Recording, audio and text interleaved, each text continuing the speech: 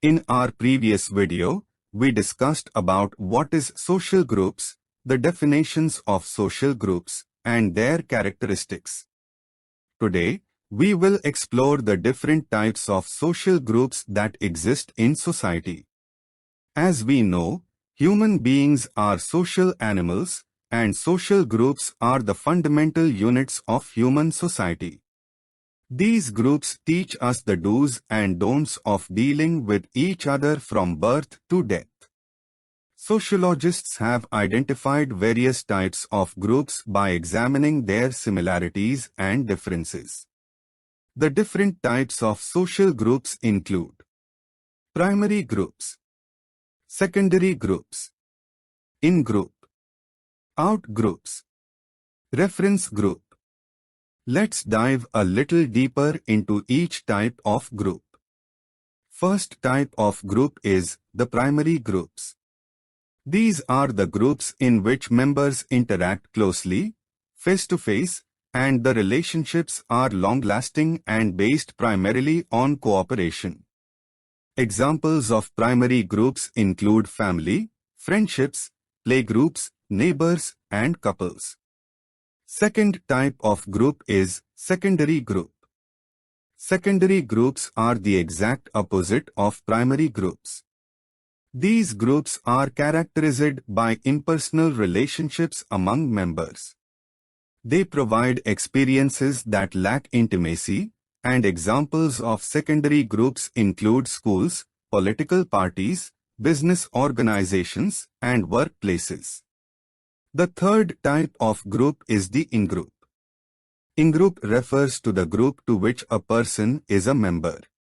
For example, if someone is a member of a family, college, or sports team, that group becomes their in-group. They have a sense of belonging to this group and a we feeling.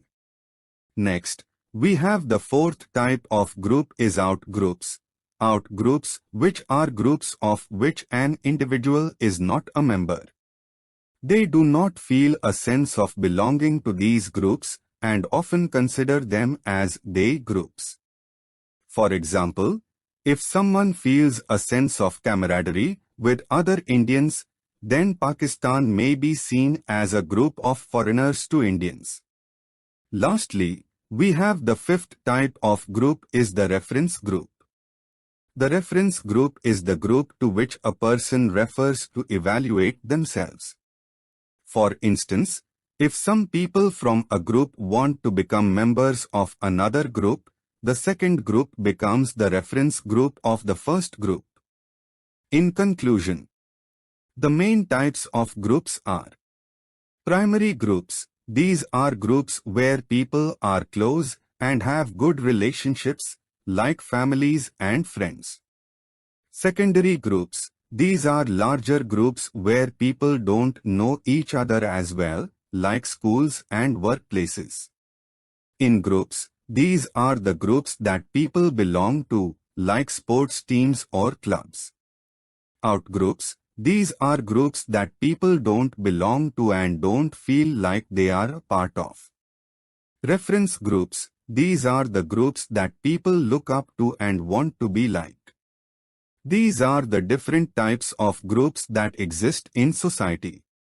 Understanding them can help us gain insights into how people interact with each other and the roles that groups play in shaping our behavior.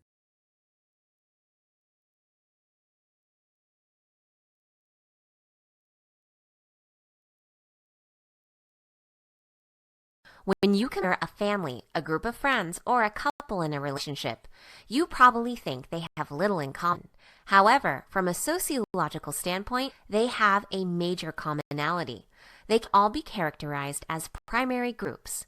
Primary groups are small clusters of people whose members share intimate and personal relationships, often serving as a support and comfort to those involved. They play a significant role in an individual's development. Family, friends, and love relationships are prime examples of this type of group. Let's take a look at examples of different primary groups. Family. There are numerous ways you can envision a family, such as grandparents and their grandkids, a single mother and her children, or a family consisting of a father, mother, and their children. Either way you look at it, these relationships all represent personal and emotional bonds. Families spend a significant amount of time together, allowing the members to support, comfort, and encourage one another. Families are connected for a lifetime and are significant to each member's personal growth. Friends. Laughter, secret storytelling, and shared experiences are probably the things that come to mind when you think about friend groups. These are all personal and close interactions among friends. They often spend a lot of time experiencing different adventures together, chatting about personal stories, and simply enjoying each other's company. Members of friend groups are often brought together as a result of shared interests, personalities, and lifestyles. Since these relationships are so personal, friend groups often remain intact over a long period of time. Love relationships. A love relationship can be classified as one of the most intimate of the primary groups for pretty clear reasons. A couple in a love relationship is first brought together as a result of a mutual physical and emotional attraction. They spend a significant amount of time together, whether that involves learning about one another or collectively sharing new experiences. With that, a very personal, intimate, and romantic relationship evolves that tends to last a very long time.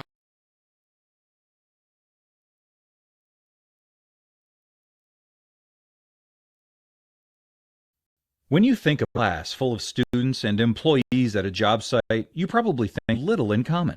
However, from a sociological standpoint, they have a major commonality. They can both be characterized as secondary groups.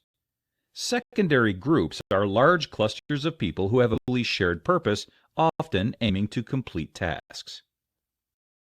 Let's take a look at some common examples of secondary groups. A classroom. A classroom consists of students and a teacher, in which the teacher is in charge of creating a structure and environment that helps students learn. This involves implementing a set of rules and expectations and helping students meet their educational goals. A classroom is located in a school, which is a common meeting place for the student and the teacher. Place of employment. In a work environment, employees and supervisors come together in a mutual location, such as an office building, for the purpose of completing a task. The supervisors lead their employees by having an arrangement that highlights expectations and requirements. The goal of the structured environment is to fulfill a predetermined assignment. Secondary groups have numerous characteristics that distinguish them from other groups. Let's explore a few of them and see how they relate to classrooms or places of employment. Structure. The structure of a secondary group tends to be defined by a set of formal rules rather than casual routines.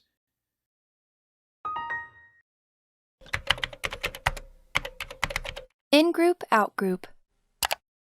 An in-group is a group of people who identify with each other based on a variety of factors, including gender, race, religion, or geography. Our tendency to distinguish between in-group and out-group members has moral implications. People may harm those whom they perceive to be in an out-group in ways they would not harm in-group members. For example, one study showed that when soccer fans viewed fans of their own team being harmed, they felt empathy. But when they viewed fans of a rival team being similarly harmed, they felt pleasure. Likewise, people tend to make different moral judgments based on in-group and out-group distinctions. When someone in our in-group misbehaves, the natural reaction is often to dismiss the behavior as no big deal. But when someone in our out-group does the same thing, we will tend to judge the behavior much more harshly. Indeed, when automatic in-group and out-group distinctions replace conscious and thoughtful reflection, we are more likely to harm one another and behave unethically.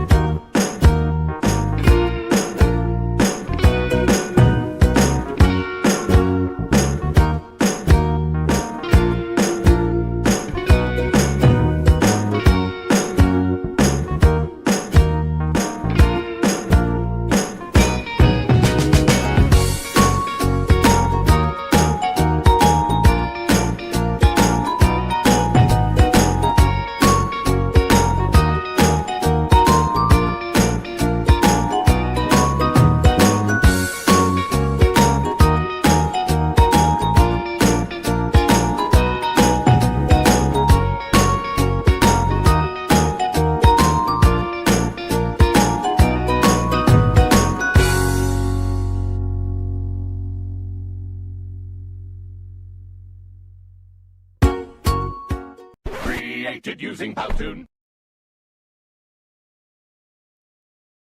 A reference group includes individuals or groups that influence our opinions, beliefs, attitudes, and behaviors.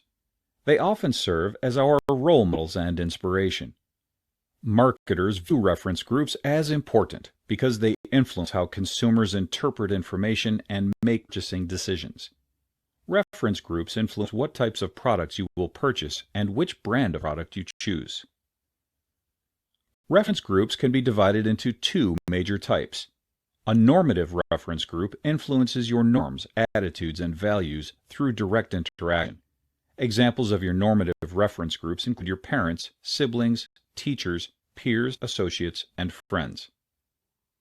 A comparative reference group is a group of individuals whom you compare yourself against and may strive to be like. Examples include celebrities and heroes. Marketers use reference groups to lend credibility to products and services and help convince potential customers to purchase the product. Celebrity product endorsements are a common strategy used to sell products. Similarly, marketers may create advertising that implies that your normative reference group prefers a particular product or service. Let's look at some examples. Your child wants to be a professional basketball player and practically worships certain professional basketball.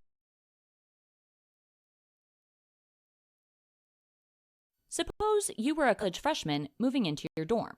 You notice that there are very few cars in the parking lot, but there are several bikes.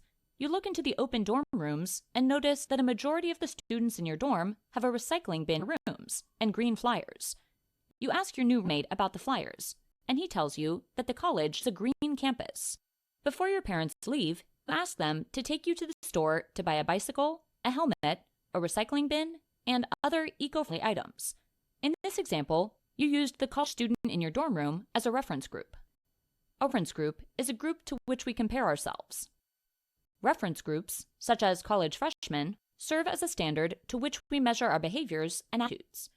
We use reference groups in order to guide behavior and attitudes and help us to identify social norms. For example, suppose that Susie is a 13-year-old girl who transfers to a new school. Susie may pay attention to what her schoolmates wear, how they speak, where they hang out, and how they behave.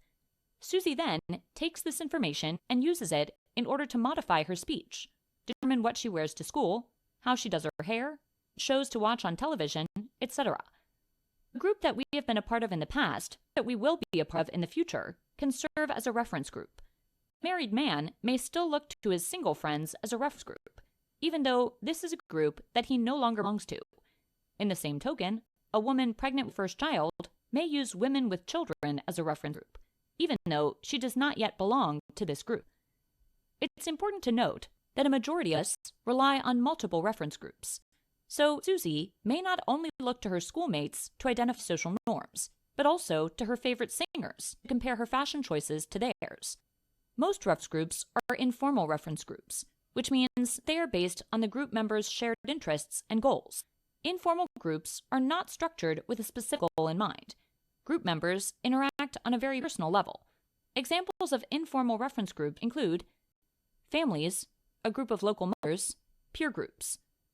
Formal reference groups have a specific goal or mission. They also have a specific structure and positions of authority. Examples of formal reference groups include labor unions, Mensa, a society for people with high IQ, Mothers Against Drunk Driving, MAD. Membership